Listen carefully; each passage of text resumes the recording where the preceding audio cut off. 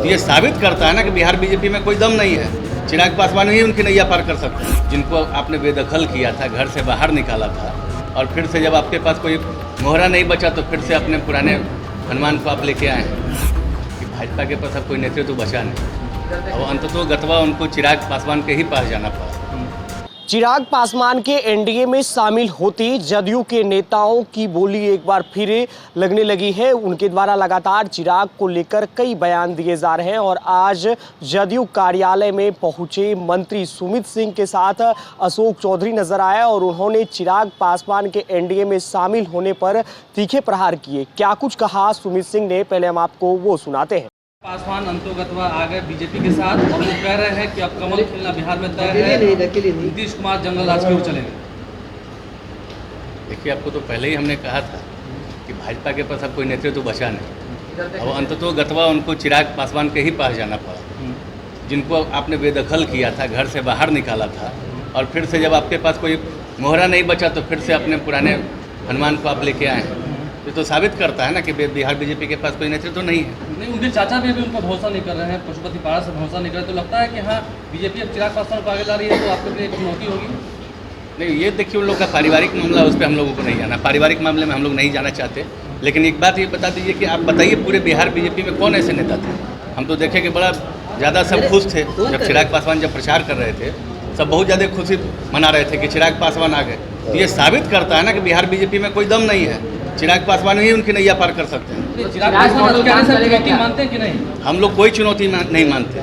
जहां महागठबंधन की सरकार है, आपने देखा होगा 2015 में क्या हुआ था, और फिर 2024 और 2025 में हम लोग वैसे ही स्वीप हम लोग करने वाले हैं। वो तो कहते हैं कि जमुई जाकर देखिए कितना काम हमने किया है, और जब काम हुआ तमाम बातों की देखिए, ये तो देखने की चीज़ है। कोई बोलता है तो कहे ना कि बोलने वाला को मुँह नहीं पकड़ा जा सकता है।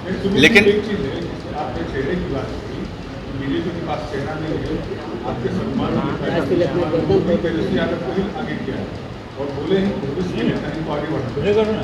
फिर जदयू का चेहरा नहीं था कि तेजस्वी यादव को आगे बढ़ाना। देखिए, ऐसा है कि नेता ने कहा है कि जो नौजवान है, तेजस्वी जी नौजवान है, तो आने वाले समय में इन लोगों को आगे बढ़ाना है। तो निश्चित रूप से तेजस्वी यादव के यंग हैं, लंबा भविष्य है, बड़ा पॉलिटिकल उनका पारी खेलने के उनके चांसेस हैं। नेचुरली ही इज यंग, हम लोग सबसे यंग हैं, तो लंबी पारी खेलेंगे ना, तो उनको बढ़ाने से आगे लंबा चलेंगे।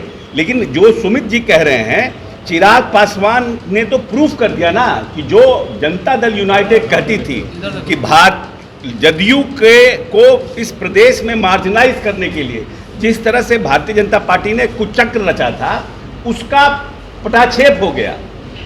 हम तो बार बार कहते हैं कि चिराग पासवान जिस तरह से 2020 के चुनाव में जिस तरह से उन्होंने भारतीय जनता पार्टी के साथ मिलकर के जदयू को इस प्रदेश में मार्जिनाइज करने के लिए कुचक्र रचा था, उसका भाजपा के साथ जाने से ही पर्दाफाश हो गया कि ये पूरा मिलीजुली सरकार थी और मिलकर के इन्होंने नीतीश कुमार के लीडरशिप को मार्जिनाइज करने का प्रयास किया।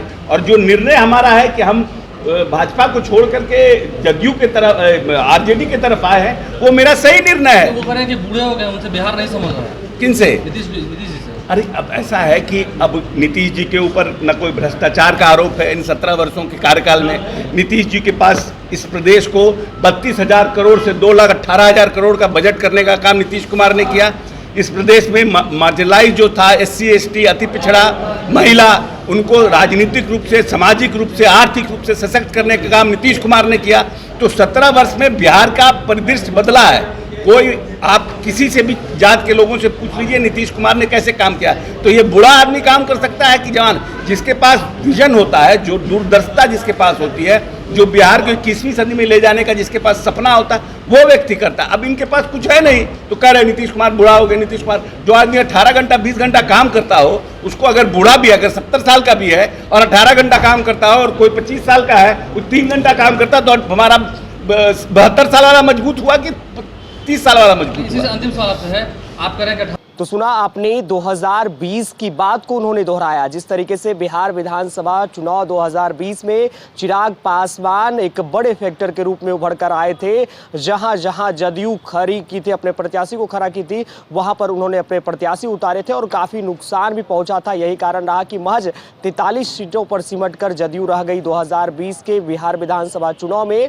और इस बात को दोहराते हुए जदयू के अशोक चौधरी और मंत्री सुमित सिंह ने कह दिया कि ये तो पहले होना ही था, ये उनके साथ तो पहले से ही रहे हैं। और इस तरह के बात जो है लगातार तो कहते ही रहते हैं। पशुपति पारस को लेकर भी उन्होंने कहा कि उनके परिवार का मामला है और चिराग पासवान के एनडीए में शामिल होने से कोई बड़ा इफेक्ट जो है वो देखने को नहीं मिलेगा। आप बने रहे द बिहार टॉप के साथ, हमारे चैनल को सब्सक्राइब कर लें। बहुत बहुत धन्यवाद।